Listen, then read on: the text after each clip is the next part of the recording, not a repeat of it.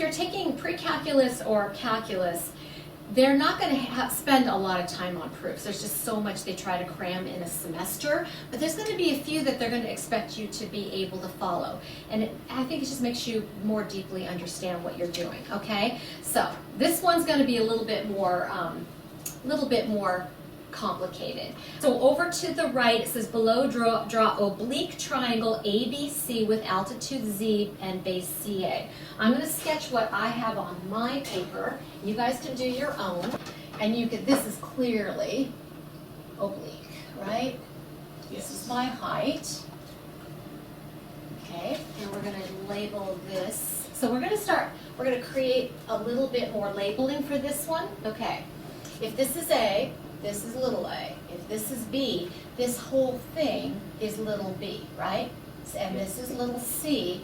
But we're going to split this up into x, y, and z, okay? So we can get this diagram on your papers. Let's just talk about this, that this law of cosines, this gives you a hint, that since we can use the law of cosines to solve a side triangle, it should make sense that we might start with the Pythagorean theorem, okay? So what we're going to do is we're going to look for two identities that are true using the Pythagorean theorem, all right? So take a look at the triangle on the left, right? I could say that, step one, I'm going to start with my x squared plus z squared equals what? A squared, right? Yes. That's the one on the left. And then what would be the identity on the right? Y squared plus z squared is equal to, right? That's the one on the right. Okay. These are both just using a Pythagorean identity. Now, I want an identity for y. Just what is y going to be equal to? Well, take a look. We're going to use some systems of equations here. I can refer to y in terms of x if I do what? Take a look at a diagram. Another way to express y would be what? A squared minus z squared. And B minus X. B minus x. oh, I see. Okay, so there's one way to express y. So, what would y squared equal? I'm thinking b squared minus x squared. Using the perfect square trinomial pattern. Oh. Square the first term. I told you how often you use this. Square the first term, multiply and double, and then square the last term. Okay? So believe it or not, okay? Or we could just write it as b minus x squared. Okay? All right. That's where this comes from, that, right? Okay? Yes. One last identity. What would z squared be? What's another way to look at it as z squared? Well, we could do either a minus x squared or, right, a squared minus x squared. I'm going to start with that, okay? All right? We're going to use, so these are kind of like, if you were a mathematician trying to develop a way to come up with something like that, you'd just be kind of noodling around with different ways to do substitutions. These are kind of like the ingredients I'm getting ready for my recipe, okay? So I'm just putting some ideas down, all right? Okay. So we are going to do some substitutions. This is number 2, okay? Well, take a look at this one here, okay? C squared. C squared would equal, okay, what's the substitution for y in terms of x? B minus X. Yeah, so I'm going to use that. Well, squared. I'm going to use b minus x squared, right? Yes. So y squared. What's the substitution that gets rid of the z and the y? For z would be a squared minus x squared. Plus a squared minus x squared. And therefore, step 3 would be to expand c squared, which I already did here, okay?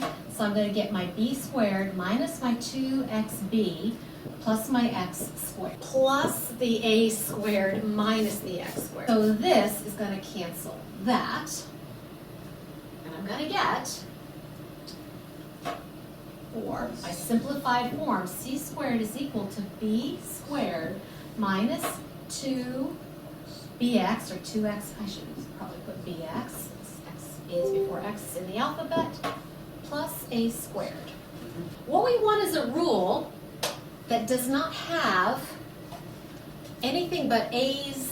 We don't want x's and y's. That's what we're trying to do, is we're going to try to get a rule, a law, if you will, right?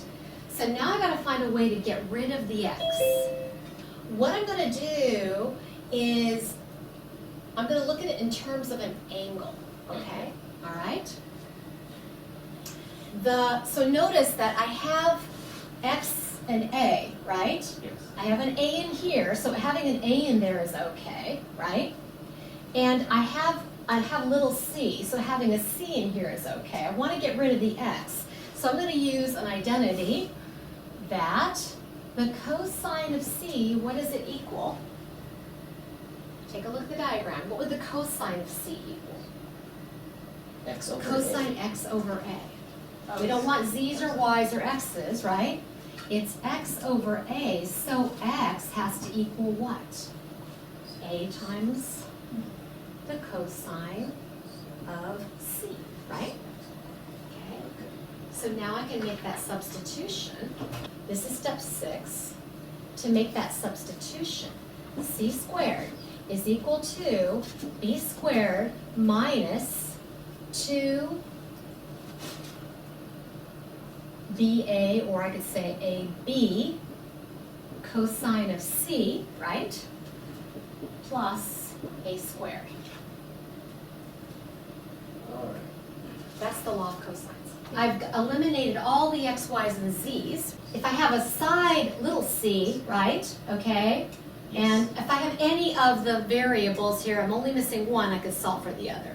If I take the square root, and then I'm going to take the square root. I'm going to get c is equal to the square root of, start with a squared, I'm going to rearrange it, plus what would be b squared, right? Minus 2ab cosine of c. Square the one side. Notice this is a side angle side, right? A and b are going to be the two sides, right? This is a side angle side version. Square the first side, add the square of the second side. Instead of having the square of the third side, what we've done is we've rearranged this. We're going to subtract 2 times the product of the two sides times the cosine of c. This assumes that I have the angle and I'm looking for the side, okay? There are obviously 3 versions of this. There's the A version. Okay, notice, let's look at the pattern. The A version, well, what would the 2 other sides be? B squared plus C squared. You see that this, all 3 of these are going to just be patterns. You don't have to memorize 3 different versions of this. Minus 2 times BC cosine of A. See that? Yes. Okay, and then therefore logically the B version would be A squared plus C squared. Should make sense. I'm looking for B, so I have to have 2 of the sides, right? Minus 2AC, because those are the only 2 sides I have, cosine of B. I have the angle, right? Okay? So this is the side angle side version. The side version, I've got the side, but I don't have the angle. So I have to algebraically, I have to solve for pulling out the cosine. First step I'm going to do is square both sides to get rid of the square root, right? Not too bad. Then I'm just trying to get the cosine of C isolated. I'm going to subtract, right? What I could do is just swap. I could do 2AB cosine of C, moving this over as a positive, is equal to A squared plus B squared minus C squared. How do I get cosine of C by itself? Subtract. That's fine. Mm-hmm.